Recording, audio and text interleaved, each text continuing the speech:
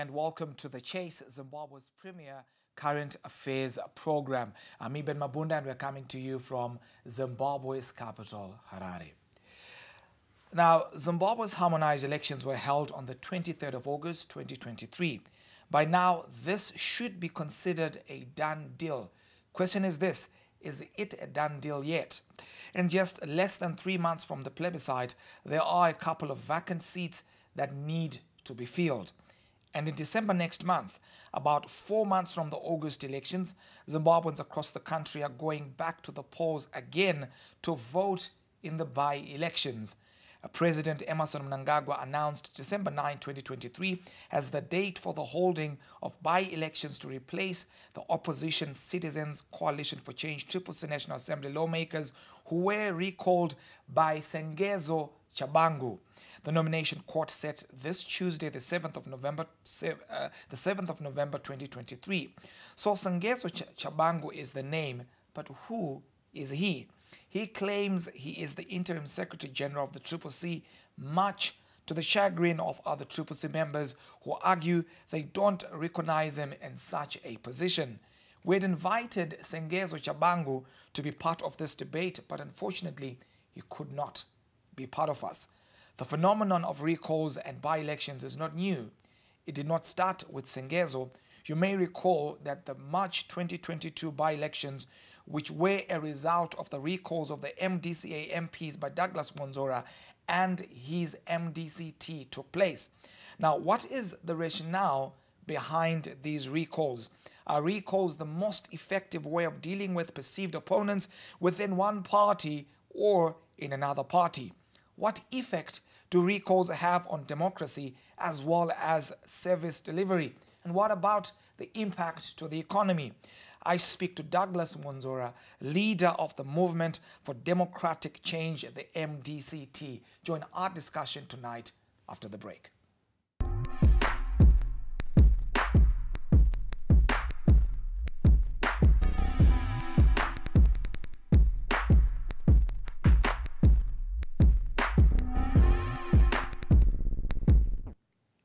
Welcome back to The Chase, Zimbabwe's premier current affairs program. Now, our subject tonight is, after the polls, will Mwonzora resurrect? And of course, I am joined on set by the president of the movement for the MDCT, of course, in that particular regard.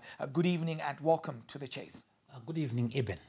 Fantastic. Now, to our viewers, you can join the discussion via social media platforms, Facebook page, Zimpapers TV Network, or on X, formerly called Twitter, at ZTN Prime. We would, of course, like to hear from you. Remember that all views expressed on The Chase are those of our guest and do not reflect those of Zimpapers 1980 or those of ZTN Prime. Now, Mr. Mwonzora, in the past, you initiated recalls like these ones, and you were accused of being a tortoise on a lamp post sent, of course, to destabilize the opposition. Now, Sengezo Chabangu has done the same, and it is being described again as a scam to create perhaps what some would call a one-party state. Question is, were you sent, perhaps given money by the ruling party to destroy the CCC or the opposition? And do you think the recalls currently ongoing are driven by greed or pure politics? As well, is there justification to some of the actions that we're seeing taking place in Zimbabwe? Well, first of all, Eben, let me make a small correction to the propaganda that has been put on me. I saw someone today called me the father of the recalls and so on. I am not the first person who recalled people from parliament. The first person to do it in the modern era of our politics was Morgan Tsvangirai, who recalled 21 people, including Tendai Biti, sometime in 2015. And after that, Nelson Chamisa recalled Thokozani Kupe. After Thokozani Kupe had, within 3 months, within a month to the election of 2018. And after that, the majority of the recalls that you saw which gave rise to the by-elections in 2022, were not done by me. They were done by Thokozani Kupe, who was the president of the MDC then, of the MDC Alliance then.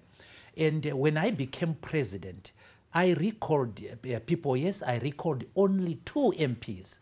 And these 2 MPs are Thokozani Kupe and Elias Muzuri, after a political fallout, a total political fallout. And they had tried to remove the president, who was myself. And of course, the National Council recalled them. Now, I can tell you the recalls which happened in the MDC, and these had a simple basis. And the basis was that the people who were recalled had written affidavits to the effect that they were no longer members of the MDC. Once you do that, you trigger a constitutional movement within the MDC. There is a clause which says if you become a member of another political party, you cease to be a member of the MDC, you relinquish the seat. So we then advised the Speaker of our constitutional clause that these MPs, with their eyes open, including MPs who were lawyers, with their eyes open, had signed these affidavits. So we can justify our recalls because they were grounded in our constitution, they were grounded in the law. Regarding what is happening in the CCC, we have absolutely no idea of why it is happening, what are the issues there, because we have no dog in the fight. I saw the other time that when Chabangu did the first recalls, Pedzai Ruhanya and Simba Chikanza wrote an article that it is Mwonzora who had advised of the recalls, in fact, who was involved in the recalls. But fortunately for me, at that point in time, I was in Liverpool, England, attending the conference of the Labour Party. And people who have problems within their political party try to find people to blame. And what is happening within the CCC, we have absolutely no knowledge or involvement in it. But from what we read, it looks like it is self-imposed. It is as a result of political opaqueness. Right. Just to jump in there, the reason your name is closely linked to perhaps what we're seeing playing out is that some sectors of the society argue that this is a script that we've seen before, and it is being likened to your role in Zimbabwean politics, especially where opposition politics that is concerned. Not my role at all. May you speak to that? That is not my role at all. I've done better things in Zimbabwean politics. For example, I am a co-author of the Constitution of Zimbabwe. That is my role in Zimbabwean politics. I fought against the one-party state. That is my role in Zimbabwean politics. I have enforced a constitution, whether a constitution at party level or at national level. Now, my constitution in the MDC says, if you, in clause 510A, if you cease to be a member of the MDC, you relinquish your seats. And that is what I enforced. Right. But what is happening now? We'll get onto the aspect of your constitution against the context of what we're seeing playing out. And of course, preventing candidates from running in any election poses a serious threat to any democratic process. Now, I want to make reference to a tweet that you made on the 28th of July, 2023, at exactly 7:04 a.m. You said, and I quote, "It violates the cardinal principle of the sovereignty of the people to choose their leaders. It is wrong. Zimbabwe is going through a very sad period." And some would argue that this is exactly what Chabangu is doing. And this is what you did, resulting in the March 2022 by-elections. You recalled elected officials. I have already told you. And replaced them with people who were not elected. What does this make you? And are these gains fair for the electorate? First of all, is that my tweet? Yes, it is. Yes, can you read the full tweet, please? Right, the tweet says, "It violates the cardinal principle of the sovereignty of the people to choose their leaders. It is wrong. Zimbabwe is going through a very sad period." And this is exactly what we're seeing Chabangu doing. No. Don't. When that tweet was made, it did not have anything to do with Chabangu, did it? I do not remember that tweet. Against that particular background and against that context. I want us to define the rules of this. I want us to define the rules of this interview. Key. And the rules of this interview are that you shouldn't put words into my mouth. First, those are not you words shouldn't that I'm construct putting a sentence into your mouth. These are statements taken from your Twitter. I do not agree. Context becomes critical. I do not agree. Context. I do not agree with this type of question. And for the record, the rules would be set by the host, which is me. You may proceed. No, you do not have the right to misrepresent me. That's the point I'm trying to make. You have the right. Okay, Mr. Mwonzora, you have a right to question me. Let's proceed. Yes. First of all, I have not commented on the justice or lack of it of the recalls that are happening within the CCC because I do not know. But a recall, generally a recall, is done in terms of the law, in terms of clause 129K of the Constitution. And what that 129K, and I know it because I was one of the drafters of that, that it says if a party says to the speaker that a person has ceased to be its member, then a recall can be done.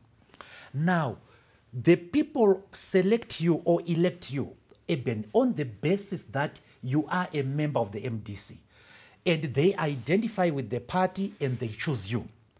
If downstream you then change and become a member of the CCC, for example, or an independent, you have now violated the right of the people to choose because they chose you as a member of the MDC. Maybe they associated the MDC with their aspirations. If you then change midway and assume another political identity, you have violated the right of the people to choose, the sovereign right of the people to choose. Now, you are asking me whether this is not what Chabangu is doing. I don't know whether the fault lies with Chabangu or with the MP who is being recalled. Because if the MP who is being recalled has ceased to be a member of their party, he is recallable. It is not fair to the electorate that he should still hold their seat. Because when they voted for him or her, maybe they voted here because they liked the CCC. If he then changes, then he has violated the right of people to choose. That's what that tweet means. And I've now remembered it. That's what it means. Because people have chosen you under a certain ticket, midway you change, so it means you have misrepresented to them that you are with them. And once you do that, then the people must be given the chance to choose again. It may be well and good that they may choose you, but they must be given the right to choose by way of a by-election. Right. Moving forward and perhaps making reference to the previous recalls that we saw, these have an effect of coming in the way of the delivery and the discharge of the duties of the elected candidates in that particular context. To cite perhaps within our metropolitan areas, Harare, Bulawayo, we saw outbreaks of cholera, and some would argue that during such a critical time, there wasn't perhaps enough candidates on the part of the opposition to form a quorum and make crucial decisions when they were required and when they were necessary. I'm just using those as examples. Now, question is this: do you believe that recalls are an effective way of settling differences by political parties? Well, first of all, internally let's or go externally? Let's go to the issue of the recalls that were done by the MDC. Because I think these are the recalls that I am able to authoritatively talk about. Right. There is no recall that affected quorum by the MDC. There is no recall that did that. And when it came to councillors, the MDC recalled councillors who were implicated in corruption. Some of them had taken land meant for the poor people, for low-cost housing. And when we investigated and we found that they had been corrupt, We recalled them. I'm not the first person who did that. Some time ago, Morgan Tsvangirai recalled the entire Chitungwiza municipality who had been involved in wrongdoing. So we recalled people against whom we had evidence of wrongdoing. Some of them have since appeared before courts of law and are being they are being prosecuted for crime. Now we say we want to fight corruption. If we dare find evidence that our councillor has been involved in corruption, we will take corrective action, and that's what we did. It may have looked cruel or unfeeling or insensitive. But here is the dilemma, Eben. Service delivery that you are talking about, or either there is service delivery or there is an elected official who is abusing the trust of the people and is stealing from the people. What do I do as the leader? I take him out. That was the essence of our recalls. Now, as regard these recalls, I'm unable to say the same because I do not know what motivated them. I only have read in the press some allegations, I think, of tribalism, allegations of imposition of people, allegations of a failure to abide by certain democratic practices. But this is from the media. But I do not have first-hand knowledge about why it is happening in the CCC. I have an opinion, of course, about how it is being handled. Right, let's move on to that.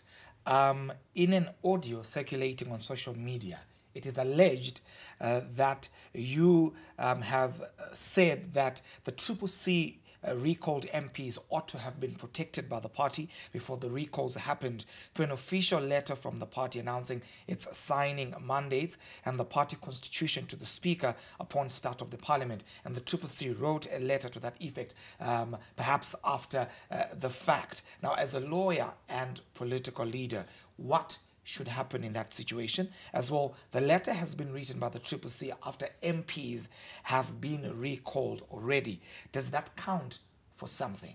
No, it doesn't. It doesn't even. What ought to happen? And this is not a law, but it is a rule of practice. As soon as an election is done, and you know that you have MPs, you have councillors, what we used to do, we then write to the Speaker. We are the MDC. I'm the leader of the MDC. I have 17 members of Parliament. And here is the constitution of the party. Here are the signing mandates. So that the Speaker then opens the file and keeps those documents. When he receives communication purporting to come from our party, he is able to measure it against something. In the case of the CCC, the letter, and the judge comments on that, the letter introducing the CCC, introducing the leader of the CCC as the sole signatory, is written on the 11th of September. It then gets to the Speaker, I think, on the 4th of October, almost a month later. And I know that Advocate Chamisa's office is 90 meters from Parliament. And therefore, it was obviously that maybe it was backdated or there was ambivalence in transporting it. But then this is delivered after the MPs have been recalled. The horses have bolted. And a recall even happens not when the Speaker announces it. A recall happens when the letter gets to Parliament and it is date-stamped. Then a recall has happened. What you see when the Speaker is talking is announcement of a state of affairs created by a party. So it could have been avoided. That's what I meant. It could have been avoided by simply informing the Speaker about your signing mandates.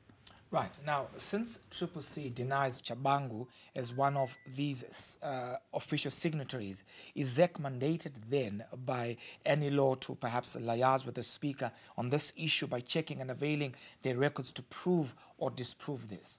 No, it does not have the duty to do that. And this is how it works. The Speaker is informed by a party that a recall has happened. It is the party that recalls. And once the Speaker is informed, he has no discretion whatsoever. he cannot say, I doubt your mandate. No.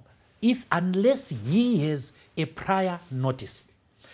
And once the speaker has received that notification from a political party, and he has made his announcement, he informs ZEC that this is what I received. These people have ceased to be members of parliament.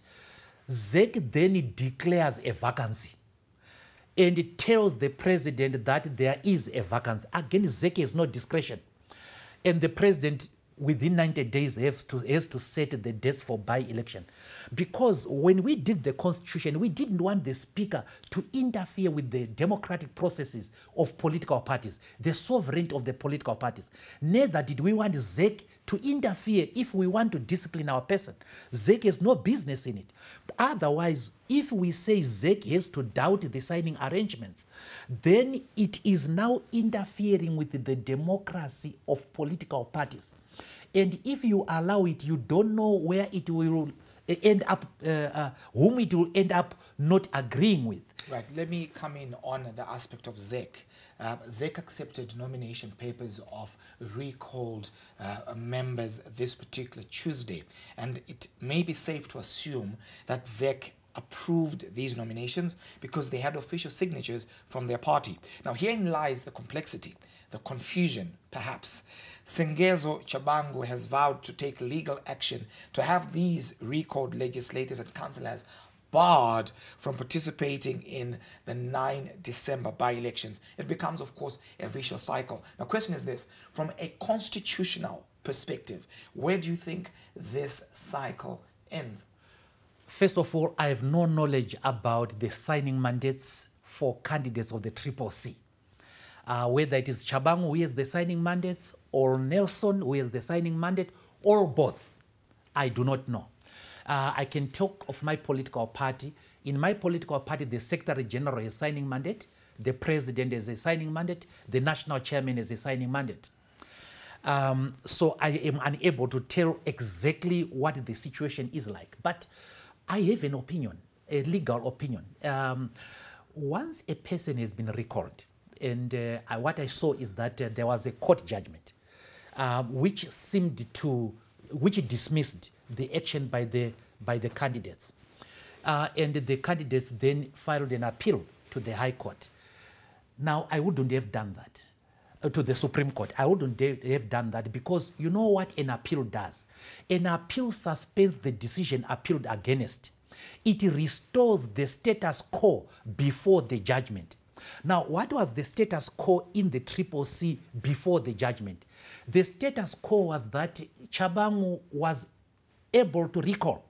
He had exercised the power of recall. And this is the power they wanted removed.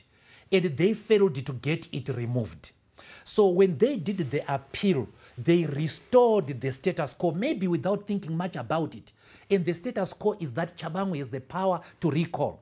And that is why I'm sure, I don't know whether I've seen that today there is another round of recalls that appear to have been made and date stamped by Parliament and Council and the Ministry of Local Government.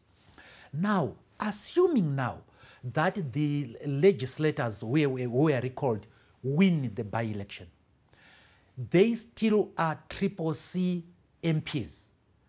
And if Mr. Chabangu still has the power before the Supreme Court decides, he can recall them because he has exercised that power before. But it even gets worse if the Supreme Court upholds the High Court judgment. It means these people were not members of the Triple C when their candidature was accepted. So this brings me to what these guys should have done. And I did give this advice and it was not taken. There was no need of going to court. They should have sat down and talked this thing over. Because as you can see, when it goes to court, the courts will simply enforce the law. And when I looked at the judgment and read it, I couldn't fault that judgment much. Because, first of all, those MPs should have been protected by the chief of the party. And the chief of the party is their president. He should have done an affidavit to the High Court to say he does not know Chabangu, he did not appoint him, they did not do the recall. That affidavit was not there. The Triple C as a party actually did not go to protect its MPs. And the judge points that out. And a Supreme Court is not likely to change that. We have to take a quick break. We'll continue with the discussion after the break. The Chase will be right back. Don't go anywhere.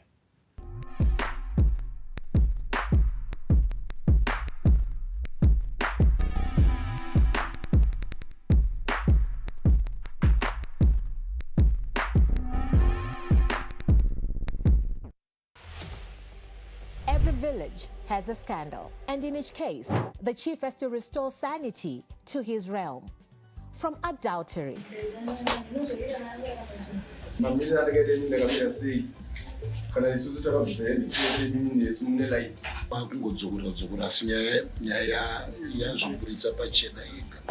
the supernatural,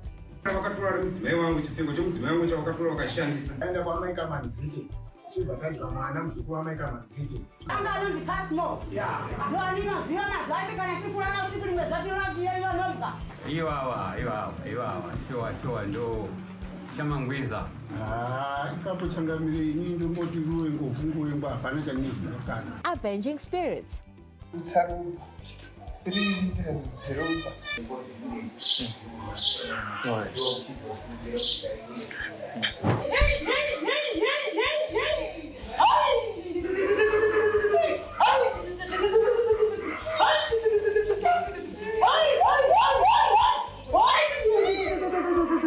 to disputed paternity.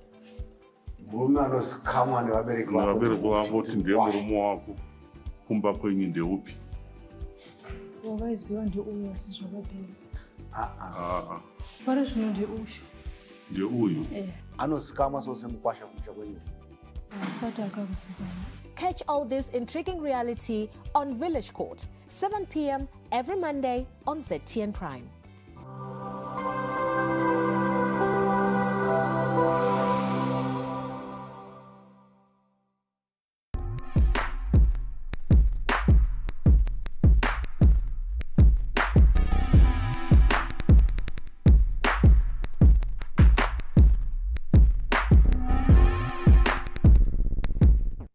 Welcome back to The Chase, Zimbabwe's premier current affairs program. I'm Eben Mabunda, and we're coming to you from Zimbabwe's capital, Harare.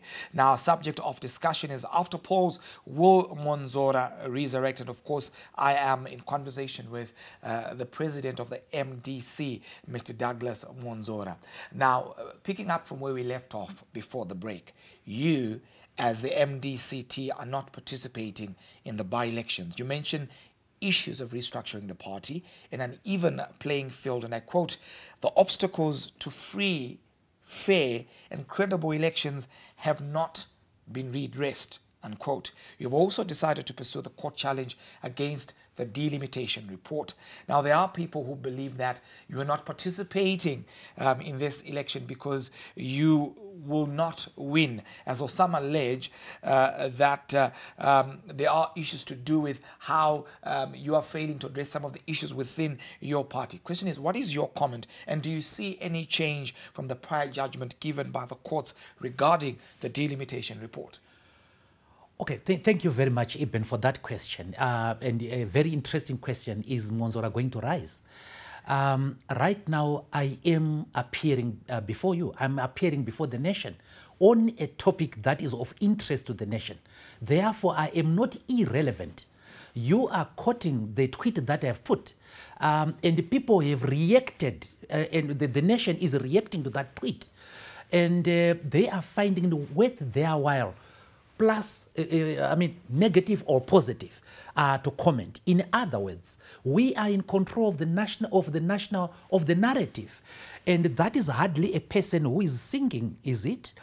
But look. Is that something to celebrate, given the fact that you were the most influential opposition party in the country, and now it seems some would argue it's a relegation to perhaps a second or third position? Well, the first important thing is that any political party, any organization, any human being goes through periods of adversity. It is not the problems that matter, it is how you handle them. Yes, the MDC was affected by the problems that happened within it, and it has to relaunch itself. So as the MDC, what we did is we did not participate in the August elections, predominantly because of the issues that we raised: delimitation, unfair treatment by ZEC, etc., etc. And what we then did is we did not blame other people for it. We went and looked at ourselves, and we did our strategic planning, and we did our reflection. And as a result of our reflection, we have decided to start preparing for 2028 now. And we have launched a program called the 3R program. And 3R stands for risk. We'll get onto the 3 R's, but there is a theory that says that perhaps the MDC squandered the Political Finances Act money and therefore cannot manage to field candidates so soon after, considering you also failed to field candidates for all the available positions in the 2023 plebiscite. What is your comment to these theories? The MDC has not failed to field candidates because it did not have finance. That is not true. In August, for example, we went to knock to ZEC that we want to pay for our 87. We even went to court to say we want to pay. We were then denied the opportunity to pay. So it was not finance that made us not able to field the candidates. It was because we were denied. But to correct you, the MDC has never sponsored candidates through finance coming from the political party's fund. It is too insignificant. It's too little, that money. And that money is not for purposes of election.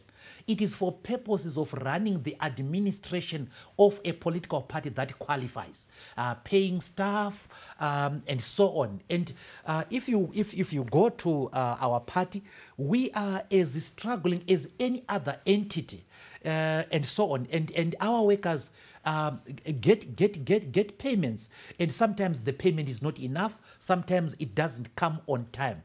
But we have not squandered anything. And I have dared people to say those people in the party who think that money was stolen must just go to the police.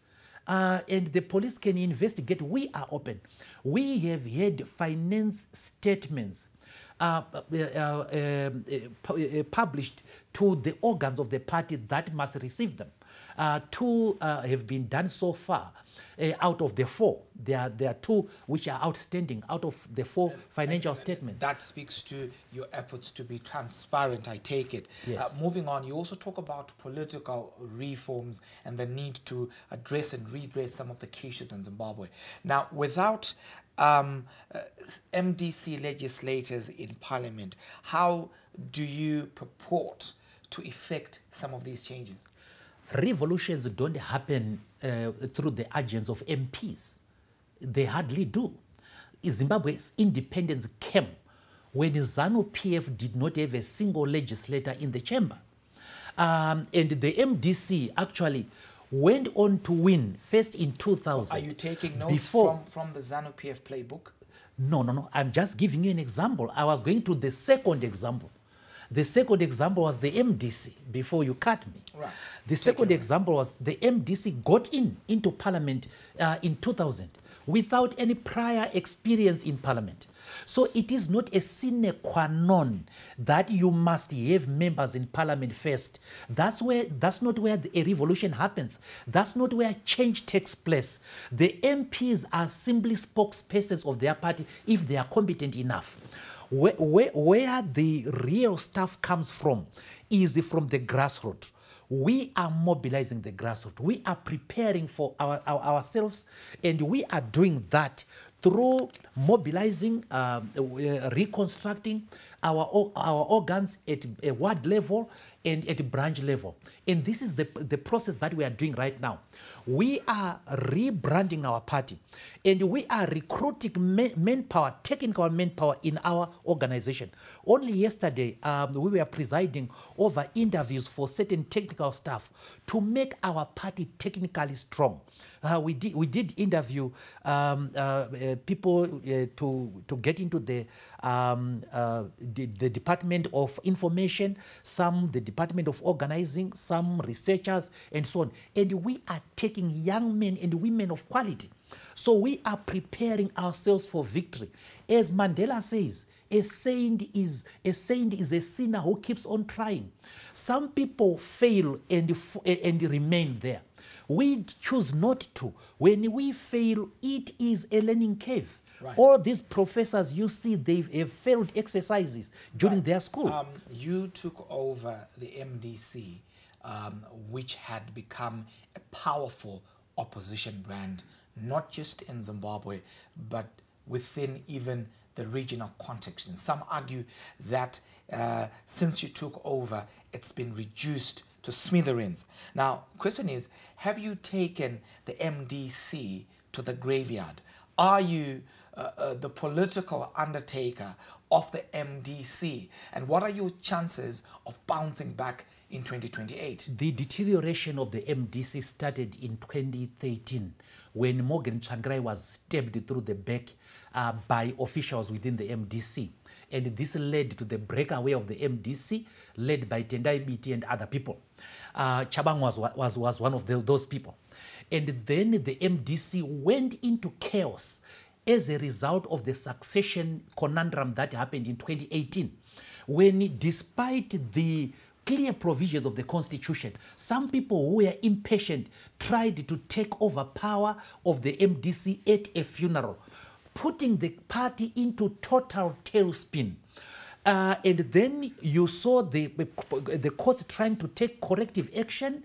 And then later, I come in.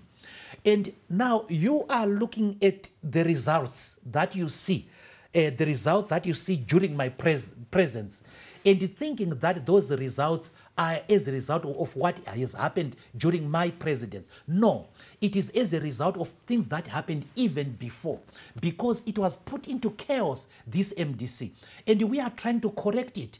The MDC is going to the drawing board. That's why we hold congresses. That's why I have insisted on a constitution, and that is why our candidate selection is good. Now we are going to the second issue, and the second issue is to bring the MDC back as a mass movement, and we are doing it. There is a kind of perestroika that is happening, the kind of glasnost that is happening in the MDC. We are still to talk about the triple R's that you are very, very keen to talk about. But just before that, in recent weeks, we have seen some of your senior party officials presumably coming out and announcing that they had removed you from the position of presidency, and some are calling it the reincarnation of the original MDC. Now, question is, are there any fissures within the MDC which could have possibly hampered its prospects in the upcoming by-elections? Absolutely not. I think you are talking about two officials here, not some officials. You are talking of two former officials, Engineer Mwonzora and Senator Komich. These are people who left the party. Senator Komich left the party and tried to join Robert Chapman of the DUZ. It didn't work there. He then tried to form what he called the United MDC, UMDC. That project fizzled out. And he is coming back and saying a lot of things that he wants to revive the MDC. He is not a member of the party. And he was not chased out of the party. He simply did not win in the democratic contest. The same as Mr. Mwonzora. Mr. Mwonzora lost at Congress. Mr. Komich lost at Congress. And here are the scores.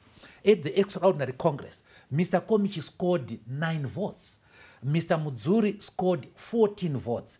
Thokozani Kupe scored 108 votes. That was better. And I scored 888 votes. So this was a democratic process. We have no time for people who run away from democracy. If they were genuine about the party, they should respect the views of the majority. So they are running away from democracy and purporting to be Democrats. They are not Democrats, they are autocrats, because a Democrat accepts the decision, as I did in 2019. In 2019, at a flawed Congress in Gweru, I did not win. And when I did not win, I was the first person to do takeover with Charlton Wende, because I am a Democrat.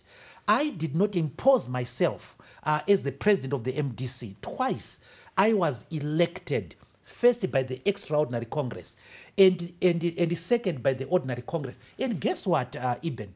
At the Ordinary Congress in 2022, the person who presided over that Congress was Morgan Komichi himself, as the chairperson, declared me to be duly elected. And a few months down the lines, he is impugning the same Congress. They went to court, the court threw their application away. So we have nothing to do with anachronists. And some of them, like Mwonzora, lost to Paulina Mpariwa. Maybe he doesn't want to lose to a woman. To another subject, you were keen to talk about the triple R's: reset, restart, and recover. And one of your arguments is that as a party, you lost your footing along the struggle and you want to restructure. May you briefly explain to us how you're going to be implementing these three R's? And will we see elections or congresses where all positions, including the presidency, will be open for challenge?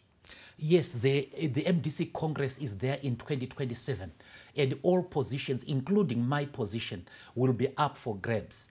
I have never protected my position. I've made it clear every time, even when I was president, that the Constitution says anybody, any party member who wants to challenge it is free to do that. So in the three R's, three R's stands for reset. We are resetting the party. Then restart. We are restarting the struggle. And then recover all. Here we want to recover the lost mojo of the party. It can be membership, it can be support, it can be international synergy. And in that, we are rebuilding our grassroots structures, and we've already started that. We are building synergies with other political parties and labor and civil society. We are also building synergies within the international community. We have rekindled our membership of the Progressive Alliance. And the Progressive Alliance is a team, is an organization of all social democratic parties in the world. And the MDC was a member of the Progressive Alliance. It signed in 2013 at Leipzig in Germany. And coincidentally, I actually signed it in. And that is why you see that we are now being invited, attending functions of other political parties outside Zimbabwe. Just recently, we were in Liverpool attending the policy conference of the Labour Party. And those are important synergies that we want to build. We have started the Morgan Tsvangirai School of Ideology to reorient our people on the ideology of the MDC. The MDC is a social democratic party. It is a pro-poor party, pro-worker, anti-austerity party, and it is a progressive party. It believes in a developmental welfare state. And that's what we are trying to do. We are also, of course, rebranding, and you will see the results very, very soon when our information department gets into full gear. And we are going to see very exciting times. Next year, maybe around April, we are going to kickstart with a key policy conference. I think we are looking at about 5,000 people. So we are very, very focused on what we want to do, what we want to achieve for the people of Zimbabwe.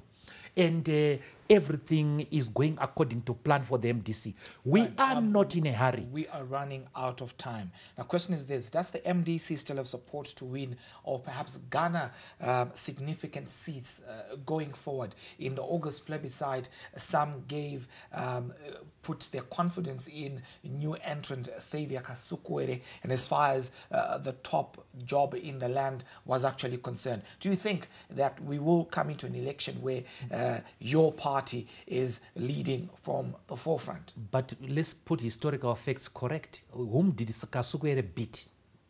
Did Kasukwere beat MDC? Well, that remains a subject for another Well, conversation. However, because he didn't. There was some degree of conversation around prospects and possibilities around Xavier Kasukwere, and some seem to have placed his fortunes ahead of yours. Just like when Morgan Tsvangirai was president, Simba Makoni had a following as well.